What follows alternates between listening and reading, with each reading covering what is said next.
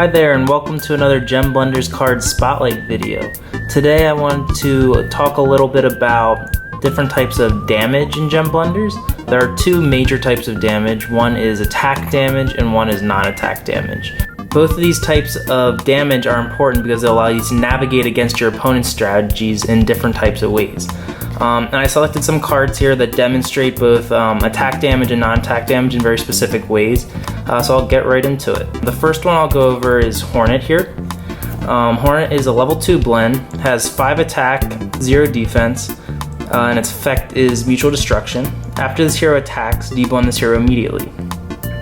The point on its head is filled with a powerful venom that forces the blend to dissolve after use. So I chose Hornet as a prime example of attack damage. It's a level 2 blend and it has 5 attack damage. That's huge for a level 2 blend. But its effect explains why its attack damage is so high, because after you attack, you have to deblend it immediately.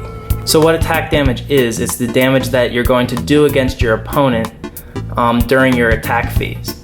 So once per turn, you're allowed to attack with all of your frontline heroes, and it's all of the attack of your frontline heroes against the defense of your opponent's frontline heroes. And the difference goes to their hit point total. So 5 attack will do a lot of damage there. Having high attack damage is a great way to get consistent damage on your opponent, because usually when you have high attack damage, you're able to get damage on your opponent every turn. I'll show you how that differs from non-attack damage. So I chose Nectar Resolver here to demonstrate non-attack damage.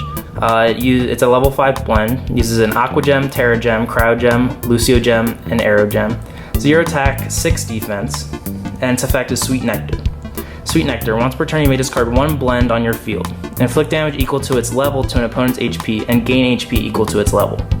It secretes sweet nectar with a beautiful aroma and enormous healing capabilities. Here with Nectar Resolver, there's a lot of things going on. So you can tell it has 0 attack, but that doesn't mean it can't do damage to your opponent, because its effect has a non-attack damage ability. What distinguishes non-attack damage is that it occurs outside of the attack phase. So it doesn't matter about position usually, and it's not going to deal with your opponent's defense at all. So defense is usually a non-issue when doing non-attack damage to your opponent. And this one in particular can be very powerful, because say you discard a high-level blend, a level 4, level 5 blend on your field, or you can even discard Nectar Resolver itself, and you're doing 5 damage to your opponent and gaining 5 at the same time. So it's HP gain plus non-attack damage to your opponent. So a really useful card, and kind of is a prime example of how an effect does non-attack damage to your opponent. I'll go to Rage Domesticator now. Rage Domesticator is going to be another example of attack damage. So level 5 blend, Terra Gem, Pyrogum, Electrogem, Nocturnagem, Caprogem. 0 attack, 5 defense, Rampage once per turn when you blend this hero, plus 8 attack to this hero for the duration of your turn. Its horns are so heavy that it cannot change direction once it picks up speed.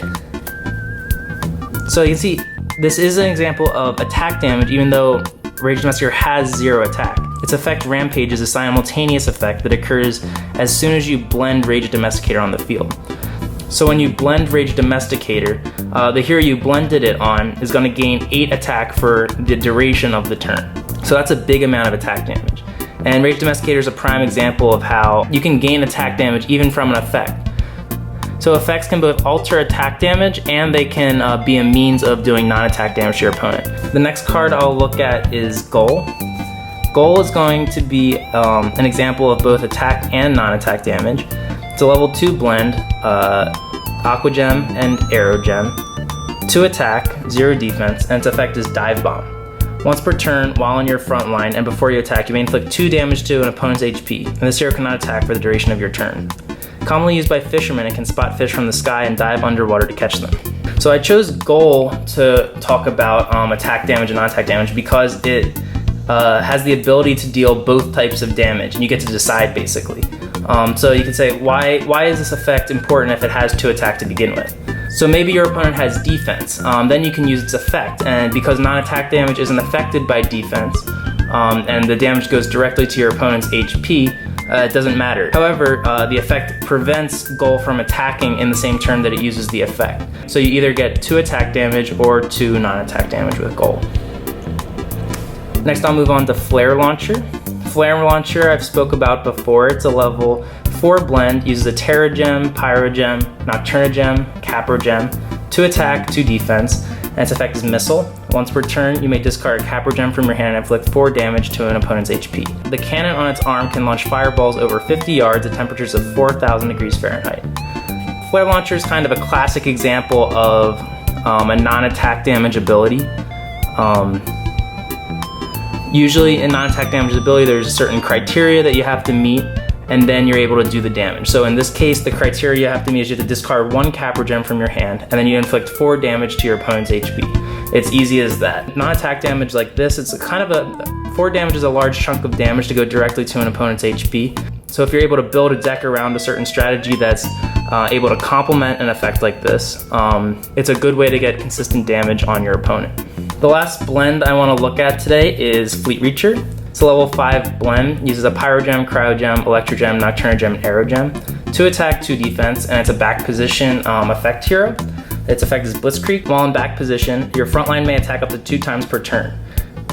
The attacks must be carried out consecutively. Using its internal radar, it strategically organizes aerial attackers to maximize attack force.